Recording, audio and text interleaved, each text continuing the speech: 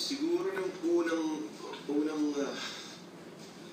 siguro, syempre the first shows na ginawa ko. Kasi, Bakit naman? Bakit?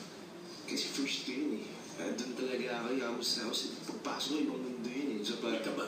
oo, sobra. Yung tipong hindi ko alam, tapos pinagalitan pa ako ng director ko noon. Pinapagalitan ako kasi, wala siyang, ano yan. Sabi ko, sorry, ganun ako sa totoong buhay pag nakapagsalita sa ate ko. So, kasi wala akong alam talaga si Ninong, kinakapakapalaan. So, yung adjustment, mahirap. Tsaka siguro yung unang beses na yung nagbubuy ako.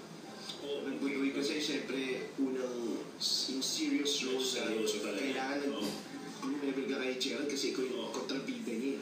So, you have to be that to para maka-level, diba? Para matakot yung tao. You have to be the same level. Diba? You have to intimidate him talaga. So, yung challenge na rin ako niya. Pero at least, kahit pinaghirapan mo ng gusto, nahirapan ka ng gusto,